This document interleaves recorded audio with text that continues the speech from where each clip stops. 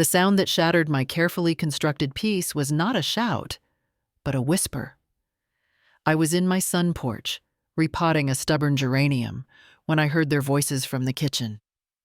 Carol, my daughter, and her husband, Mark. They visited more often these days, a frequency that had begun to feel less like affection and more like surveillance. "It is simple, Carol," Mark was saying, his voice a low, urgent hiss, the kind that attempts confidentiality but carries with surprising clarity. "Your mom's house is ours. We just need her to sign. She is old. She will not know the difference. Think of our future. That equity is just sitting there." A chill, colder than any winter draft, crawled up my spine and settled like a stone in my heart. My Carol. My sweet, vibrant girl who used to call me every day just to share a silly story or ask for a recipe was now part of this conspiracy. I peeked through the crack in the door. Carol was standing by the counter, her back to me, but her shoulders were slumped, her head bowed as if under a heavy weight. Mark had his hand on her arm, his expression intense, persuasive. My own house. This cozy bungalow my late husband Arthur and I had bought as newlyweds, the place where we raised Carol, where every rosebush in the garden held a memory. Every creak of the floorboards was a familiar comfort. This wasn't just bricks and mortar. It was the repository of my life, my independence, my security. And now it was a target. I confessed to myself, in that silent, agonizing moment, the depth of my sorrow. My Carol, my only child, was becoming a stranger, her eyes, when they met mine lately, reflecting not her own warm thoughts, but his cold, calculating ones. If you are listening to this story, thank you so much for being here. Let us know where you are joining us from in the world, and do not forget to subscribe to become part of our growing community. Life before Mark had been simpler. Carol was my joy. We were close, a mother and daughter who were also friends. She was a bright spark, full of laughter and ambition. She had a good job as a graphic designer, her own apartment, a life she was building with enthusiasm. Then Mark entered the picture. He was charming, undeniably. He swept Carol off her feet with grand pronouncements and a seemingly endless supply of leisure time. He was always between projects, a phrase that soon began to sound like a permanent state of being. He moved into Carol's apartment. Then gradually she began to change. Her calls became less frequent. When she did call or visit, Mark was always there, a subtle, guiding presence. Her opinions started to sound like his. Her laughter became rarer. My life, at 74, was quiet, but full. I tended my garden with a passion that Arthur had always teased me about. I baked, often sharing with my neighbors. And I had a soft spot for the Happy Paws cat shelter down on Elm Street. I couldn't keep a cat myself. Arthur had been allergic. But I sent them a modest donation every month and sometimes dropped off old blankets or bags of food. It was a small thing, but it brought me a quiet satisfaction. My independence was precious to me, especially since Arthur passed 5 years ago. This house, free and clear, was my fortress, my haven. The thought of losing it, of being dependent, was a fear that sometimes pricked at me in the lonely hours of the night. Now that fear had a name: Mark, and heartbreakingly, Carol. The whispers in the kitchen were not the beginning, but an escalation. For months, there had been subtle pressures. Mark would talk about the rising costs of property taxes, the burden of home maintenance on an older woman.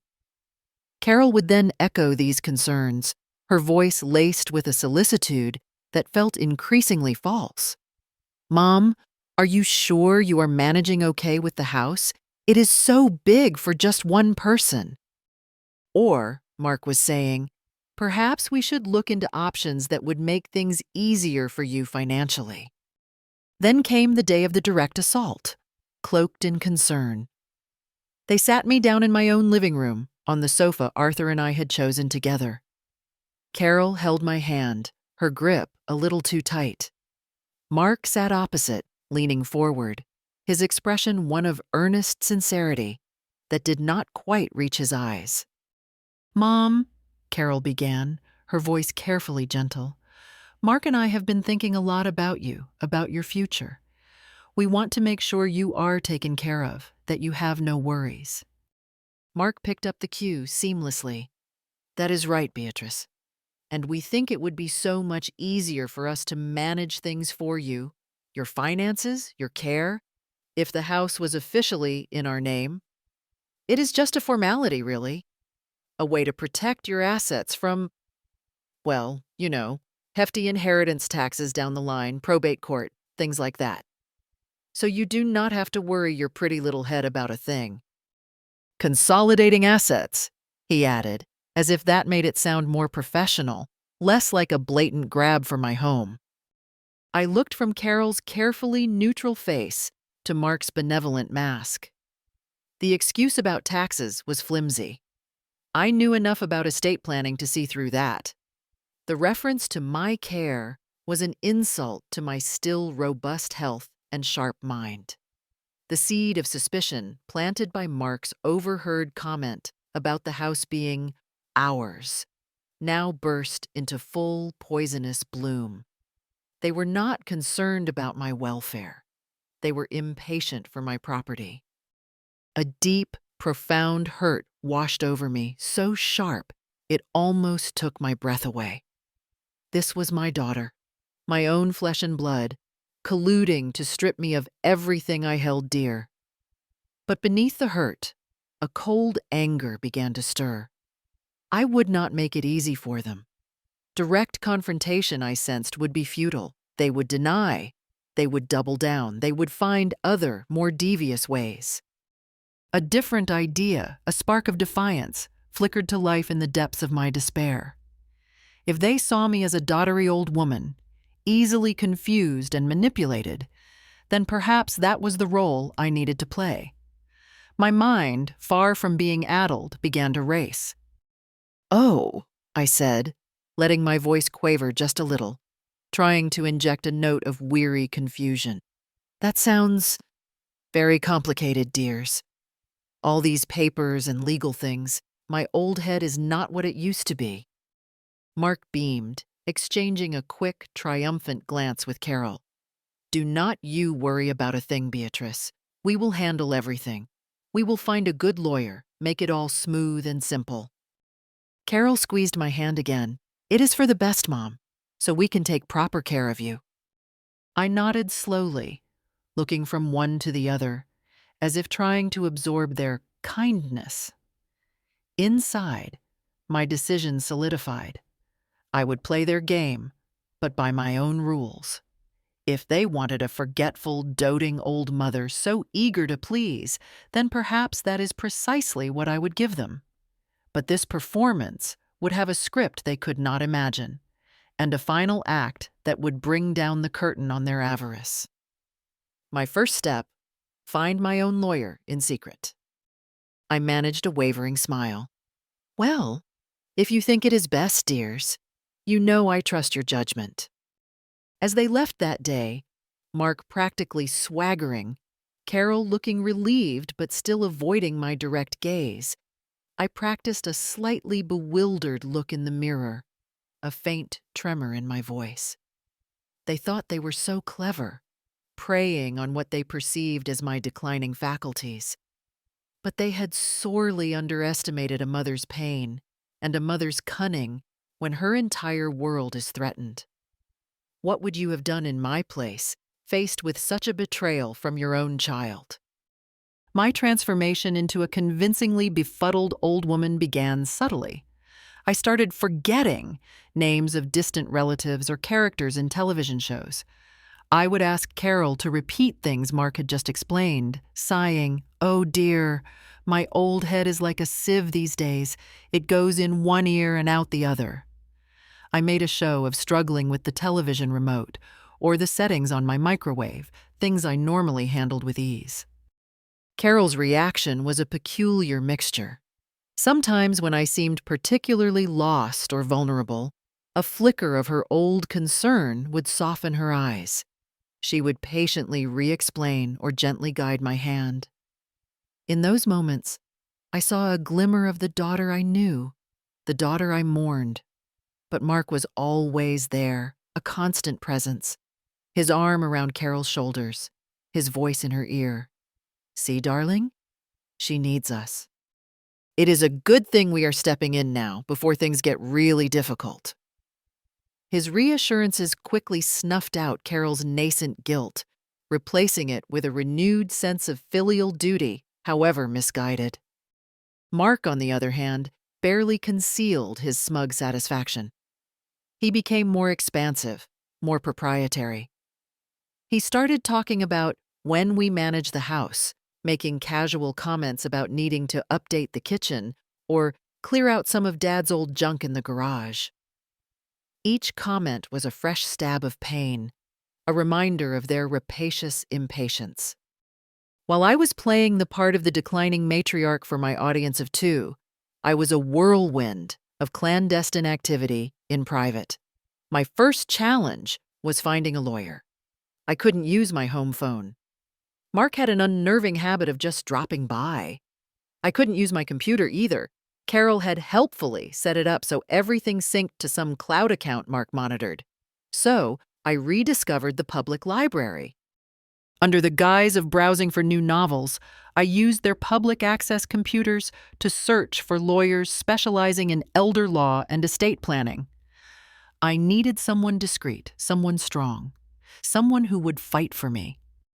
After careful research, I found him, Mr. Arthur Davies. No relation to my Arthur, but his online profile exuded a quiet competence. He had stellar reviews, particularly from older clients who praised his patience and tenacity. His office was downtown, a bus ride away. My first meeting with Mr. Davies was arranged with the precision of a spy mission. I told Carol I had a routine checkup with Dr. Evans, a physician I had not actually seen in over a year. The bus ride felt like an adventure, a small act of rebellion.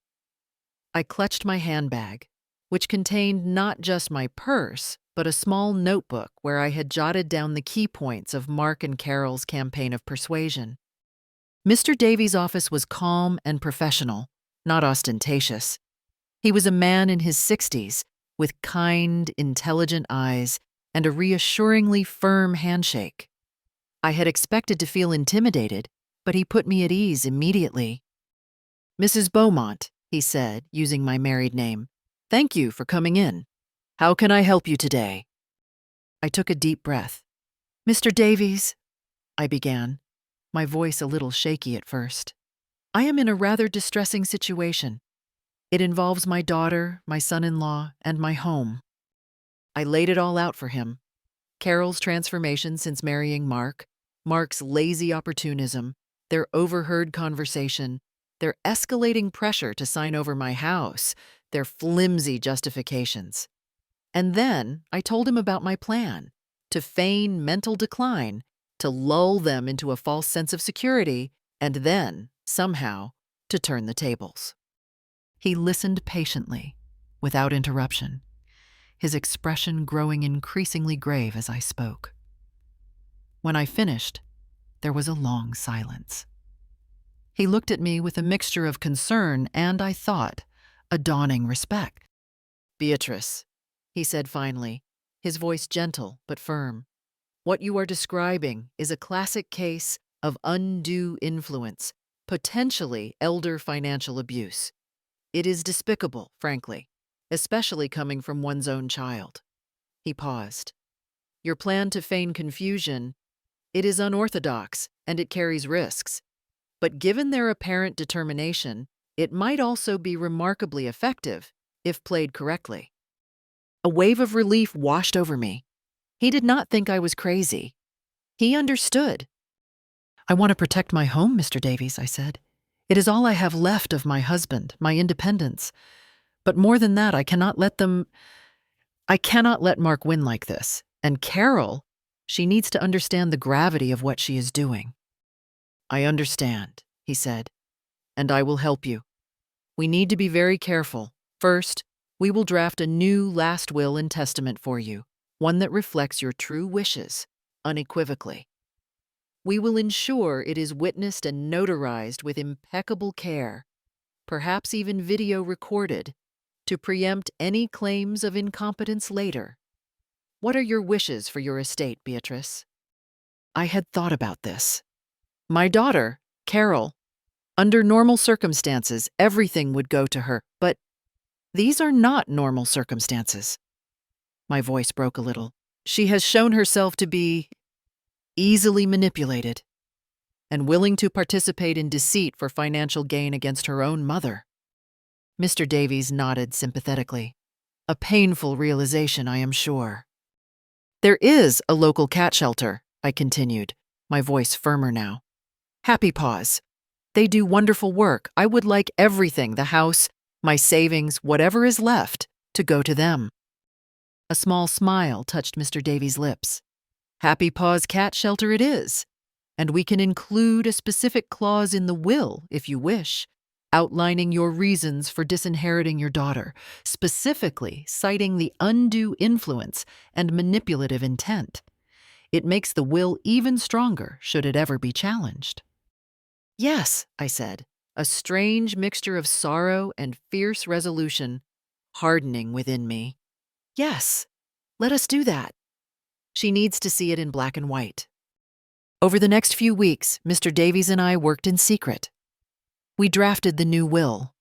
I signed it in his office, with two of his paralegals as witnesses, their faces carefully neutral, but, I thought, tinged with sympathy. The moment the ink dried on that document, I felt a profound shift. I had taken back control. My true intentions were now a secret shield, a hidden weapon. The ink was now dry on my true intentions, a secret shield against their greed. Mark, meanwhile, was becoming more impatient. "Have you thought any more about that lawyer, Mom?" he would ask, his tone casual, but his eyes sharp. "We found a really good one, Mr. Peterson. He specializes in quick property transfers, very efficient. We could get this all wrapped up next week." Carol would chime in, her voice carrying a pleading note that now grated on my nerves. "Please, Mom, do this for me, for us. It will make everything so much easier. We can finally be a proper family, all looking out for each other." A proper family. The irony was a bitter taste in my mouth. The appointment with Mark's chosen lawyer, Mr. Peterson, was set for a Tuesday afternoon. Mark was practically bouncing with ill-concealed excitement. He had already started talking about getting appraisals for remodeling the kitchen and maybe putting in a new deck out back.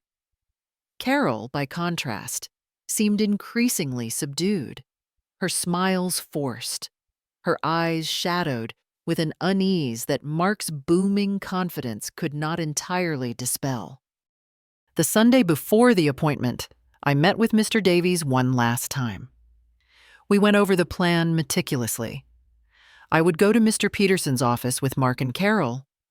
I would play my part, the confused, agreeable old woman. I would appear to sign whatever documents they put in front of me. Mr. Davies, armed with my new legally unassailable will, would then make his entrance at a prearranged moment. We synchronized our watches.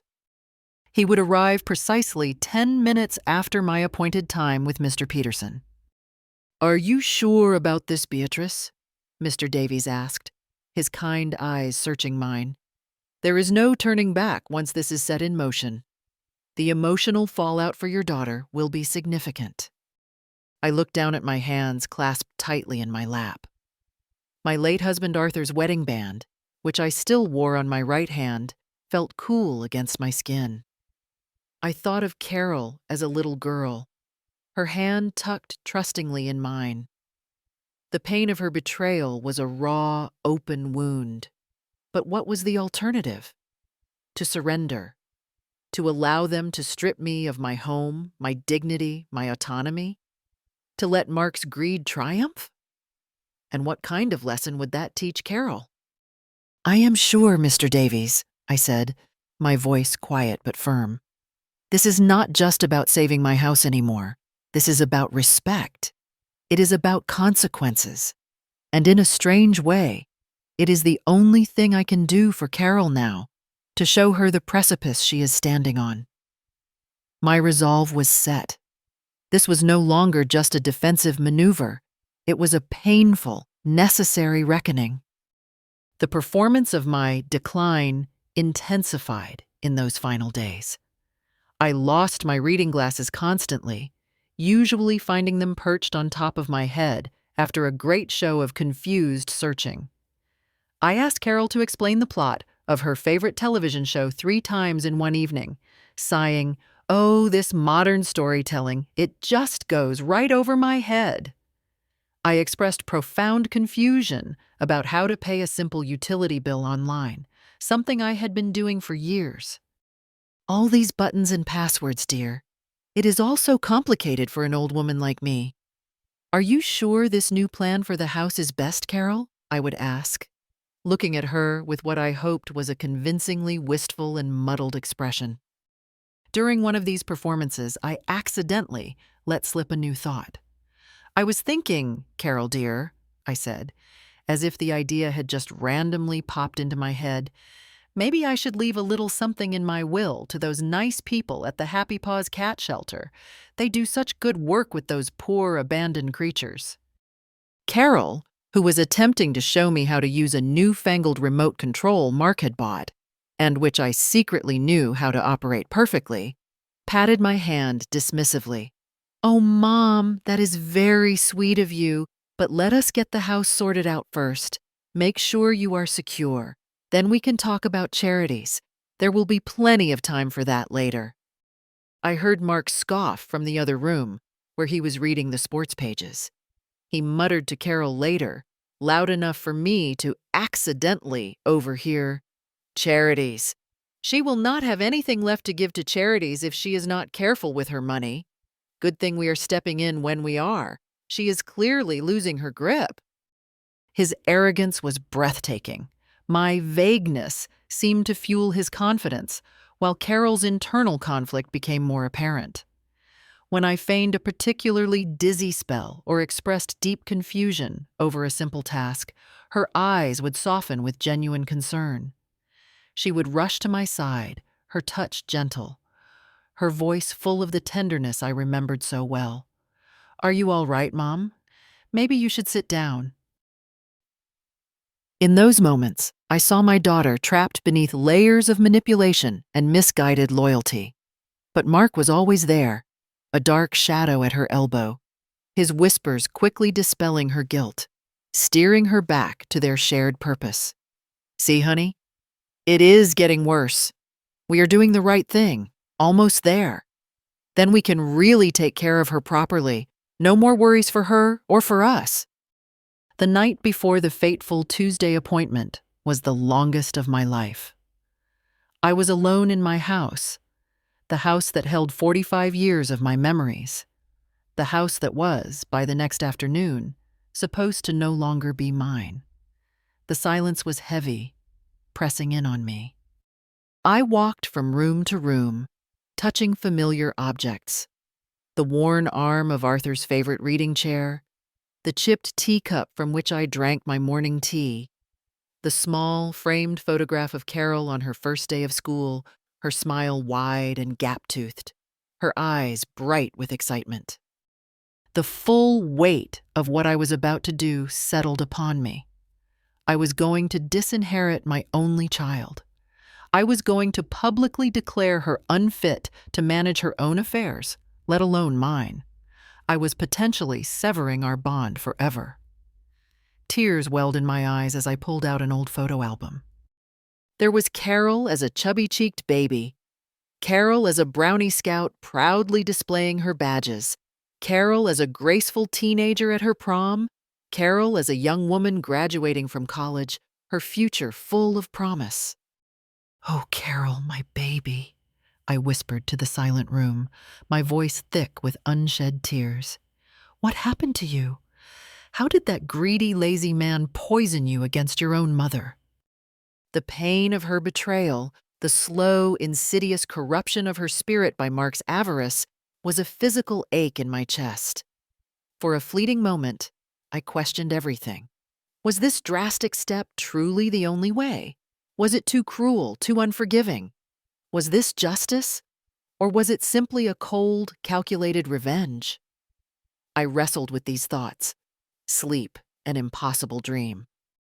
As dawn approached, painting the eastern sky with pale strokes of gray and pink, a fragile sense of clarity emerged from the turmoil. I remembered Mark's sneering, possessive words overheard in my own kitchen. "Your mom's house is ours." I recalled the smug confidence in his eyes, the way he dismissed me as an irrelevant old woman whose only remaining purpose was to sign away her assets. This was not just about protecting my house, as vital as that was. This was about protecting my dignity, my autonomy, my right to self-determination. It was about refusing to be a victim, and perhaps in the harshest, most painful way imaginable. It was a final, desperate attempt to shock Carol into seeing the destructive path she had chosen, the kind of man she had allied herself with. I rose from my chair, my joints stiff, my heart heavy but resolute.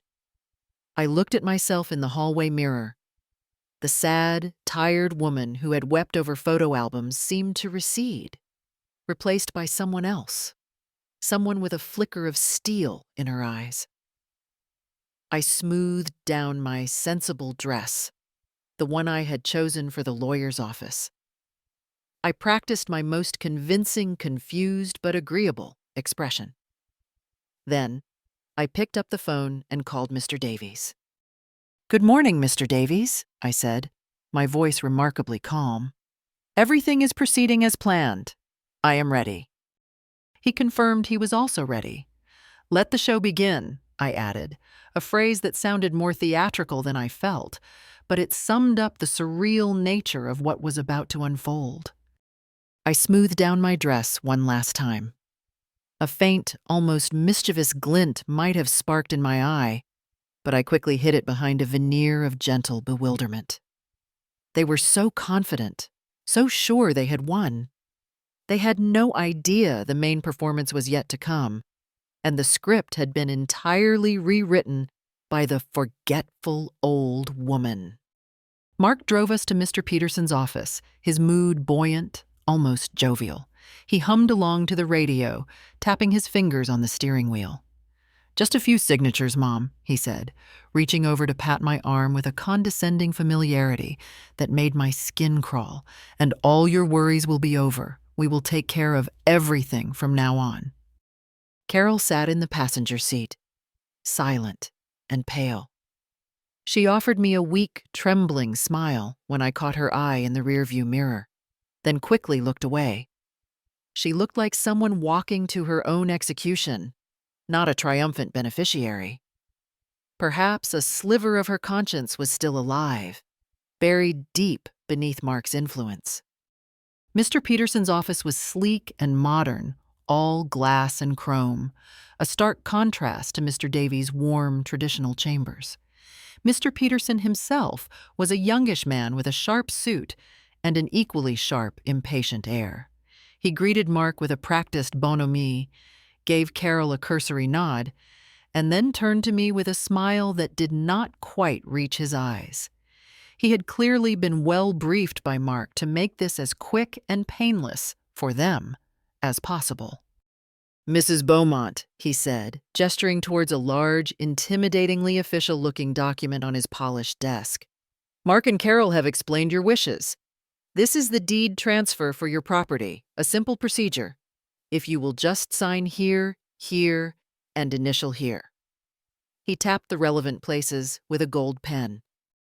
I made a great show of fumbling in my handbag for my reading glasses, eventually finding them perched on top of my head.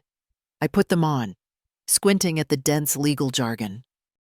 Oh my, I sighed, shaking my head in feigned bewilderment. So many words. It all looks so official. Mark, dear, are you absolutely sure this is the paper for my medication subsidy application? The one you said would help with the pharmacy costs? I looked up at him, my expression one of utter, hopeful confusion. Mark's smile tightened. He gritted his teeth, a muscle twitching in his jaw. No, Mom, he said, his voice strained with forced patience. This is not about the medication. This is about the house, remember? The plan we discussed? To help us manage things for you, to keep you secure. He leaned over, his finger jabbing at the signature line. Just sign here, Mom. It is all for the best. Carol looked away, her face a mask of misery. She could not even watch. Oh, I said, with a sigh of put-upon resignation. All right then, dear, if you say so. You young people understand these complicated matters so much better than an old woman like me. With a slightly shaky hand, I took the pen Mr. Peterson offered. Laboriously, as if concentrating with all my might, I signed my name on the indicated lines. Mark and Carol exchanged a quick, almost imperceptible glance of triumph over my bent head. Mark's hand twitched, clearly eager to snatch the document. Just as his fingers were about to close on the papers, the office door opened firmly without a preliminary knock. In stepped Mr. Davies, calm, authoritative, and holding a slim leather briefcase. "Good afternoon," he said, his voice resonant and clear, cutting through the charged atmosphere. "I am Arthur Davies, Mrs. Beatrice Beaumont's legal counsel. I believe there may be a slight misunderstanding regarding the document Mrs. Beaumont has just been asked to sign, and indeed, any document she may have signed under the current circumstances." Carol gasped, her hand flying to her mouth. Mark whirled around, his face contorting in a mask of surprise that quickly morphed into suspicion and then outright fury. "Who in blue blazes are you?" he demanded. "And what is the meaning of this intrusion? This is a private legal matter." Mr. Davies offered a thin, professional smile that did not reach his eyes. "As I said, I am Mrs. Beaumont's lawyer, and the document she was just pressured into signing." He gestured towards the papers on Mr. Peterson's desk, which Mr. Peterson himself now looked at with dawning horror. "Is, in fact, irrelevant, because Mrs. Beaumont has, some weeks ago, executed a new, comprehensive, and legally irrefutable last will and testament with my firm."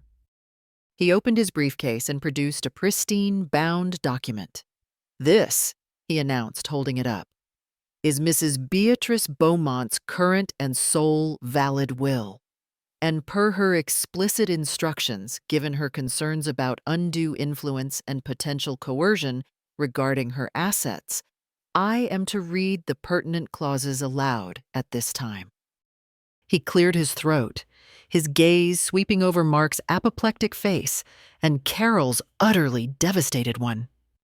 "Article 3 of Mrs. Beaumont's duly executed will states, I hereby bequeath my entire estate, both real and personal, including but not limited to my property located at 123 Willow Lane, Anytown, and all financial accounts held in my name, to the Happy Paws Cat Shelter, a registered charitable organization located in Anytown, in recognition of their compassionate work and dedication to animal welfare."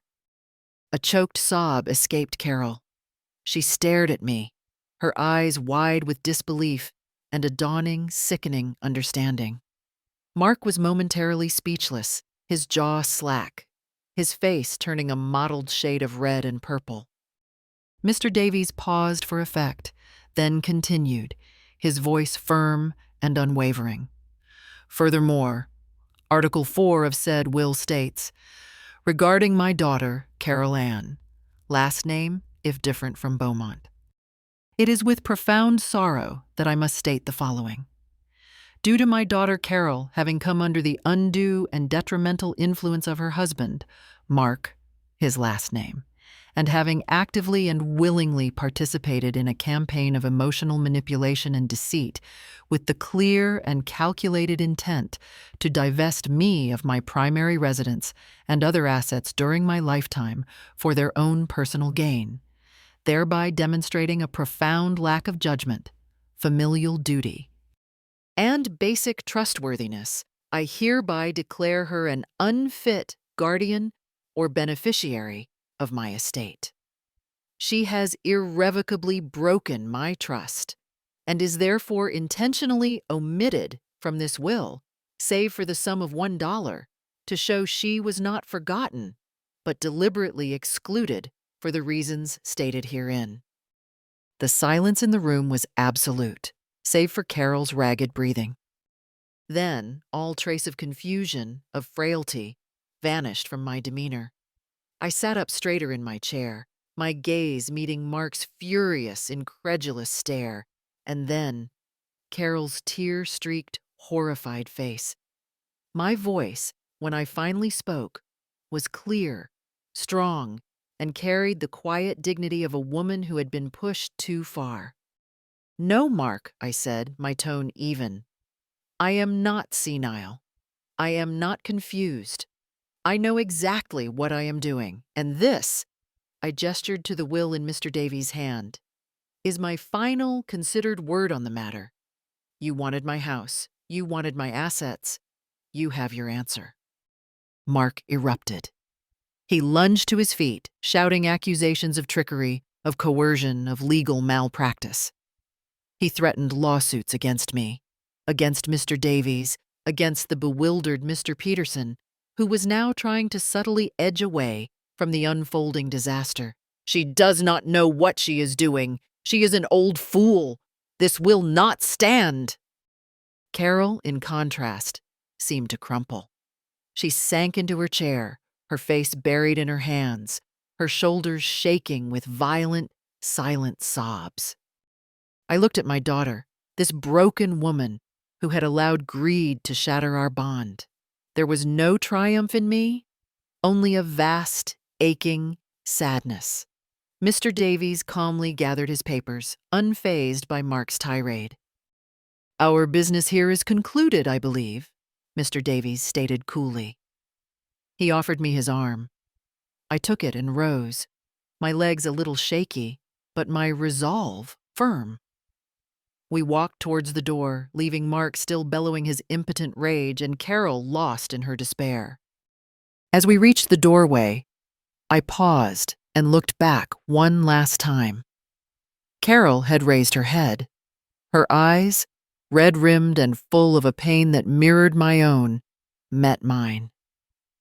In their depths, I saw not just grief, but the first flicker of a terrible, dawning comprehension of the abyss into which she had allowed herself to be led. In the days that followed, Carol called, many times.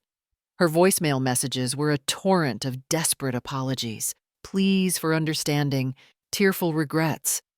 "Mom, please, I am so sorry. I never meant. Mark made me. I did not realize." I listened to them, my heart aching, but on Mr. Davies' sound advice and following my own need for space and clarity, I did not answer. She needed to confront the full weight of her actions, the true nature of her husband, without me rushing in to soften the blow, as mothers are so often wont to do. The consequences had to be hers to bear, fully and without mediation. I heard through a mutual acquaintance that Mark's true colors, now so spectacularly exposed, led to an explosive end to their marriage. His greed, when thwarted, apparently turned into a very ugly kind of fury. Life settled into a new rhythm for me. I continued to live in my beloved home, its rooms now filled not with the shadow of impending loss, but with the quiet hum of security and peace. The garden thrived under my care. A significant weight had been lifted from my shoulders. I had faced betrayal, and I had not broken. I had fought for my independence, for my dignity, and I had won, not with shouting or hysterics, but with quiet planning and a mother's resilient spirit. I became more actively involved with the Happy Paws cat shelter. With the assurance that they would one day be the beneficiaries of my estate, I felt a deeper connection. I started volunteering a few hours a week, helping to socialize the shy cats, or simply sitting and reading in the kitten room, their soft purrs a soothing balm to my soul. I even fostered a quiet, elderly tabby cat named Clementine, whose previous owner had passed away. She became my steadfast companion, her gentle presence a constant comfort. There was, of course, a lingering sadness for Carol, for the bright, loving daughter I had lost to another's greed. That was the bitter part of my victory, but it was overlaid with the deep, quiet satisfaction, the sweet part, of having outmaneuvered those who sought to exploit my age and my love. I had sent a powerful message. Never underestimate the quiet strength and sharp mind of an older person. Dignity and self-respect are precious, worth fighting for, even if that fight involves painful decisions regarding one's own family. True love does not seek to diminish or deceive. Sometimes, as I sit on my porch swing with Clementine purring contentedly in my lap, I look at my roses, vibrant and fragrant, and at the sturdy walls of my home, unequivocally mine. The threat is gone. The peace is real. And I know with a certainty that settles deep in my bones that I did the right thing. Justice, in its own way, purrs. The path to any possible reconciliation with Carol would be long and arduous, dependent entirely on her genuine, sustained change, free from any manipulative influence. That was her journey to navigate, if she chose to. Mine was here, in my sun-filled garden, with my purring companion, living my life on my own terms. Thank you so much for joining me on this journey today. If Beatrice's story of quick wits and perfect justice resonated with you, please consider subscribing to our channel, liking this video, and leaving a comment below sharing your thoughts. We love hearing from you and have many more stories of resilience for you to discover. Until next time, take care, and we hope to see you again soon.